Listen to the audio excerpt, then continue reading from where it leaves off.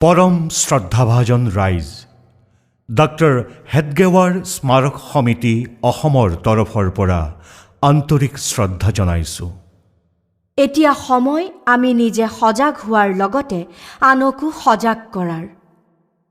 কোভিডৰ দ্বিতীয় ঢৌৰ সময়ত আমি সকলোৱে ল'বলগীয়া সাৱধানতাসমূহ। স্ব-অনুশাসন পালন কৰক আৰু কৰোনা দূৰ কৰক। আমি সকলোৱে জানো যে কোভিড-19ৰ দ্বিতীয় ঢৌৰ ফলত সমগ্ৰ বিশ্বত ইতিমধ্যে লক্ষাধিক মানুহৰ প্ৰাণহানি হৈছে। এই কথাও জানো যে আমাৰ দেশৰ অৰ্থব্যৱস্থা আৰু মনোবল ঠিক ৰখাৰ কাৰণে সম্পূৰ্ণ লকডাউন কাম্য নহয়।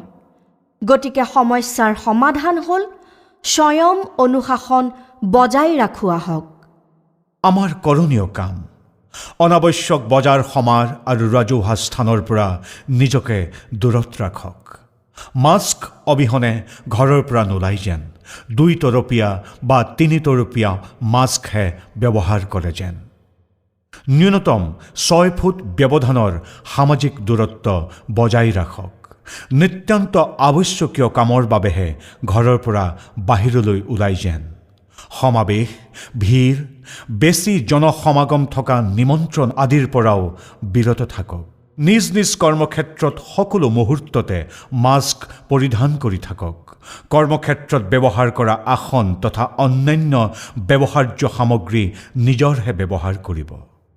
বিবাহকে ধৰি অন্যান্য ব্যক্তিগত অনুষ্ঠান, অন্তিম সংস্কাৰ আদিৰ লগতে উপাসনাস্থলী, ৰাজহুৱা অনুষ্ঠান, কাৰ্যালয়, শিক্ষানুষ্ঠান তথা অন্যান্য প্ৰতিষ্ঠান, দোকান পোহাৰ, যাতায়াত পৰিবহণ আদিৰ বাবে প্ৰশাসনে থিৰাং কৰি দিয়া সময় আৰু সৰ্বাধিক জমা হ'ব পৰা ব্যক্তিৰ সংখ্যা গুৰুত্ব সহকাৰে চকু দিয়ক আৰু নিৰ্দেশনাসমূহ মানি চলক।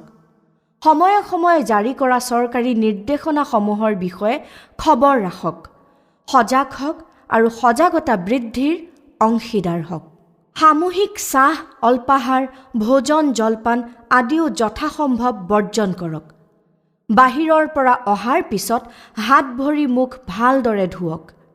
জ্বৰ, কাহ বা তেনেধৰণৰ লক্ষণ দেখা দিলে ঘৰত নিজে নিজে আছুতীয়াকৈ থকাৰ ব্যৱস্থা কৰিব আৰু তৎক্ষণাত ওচৰৰ স্বাস্থ্যকৰ্মীৰ সৈতে যোগাযোগ কৰিব।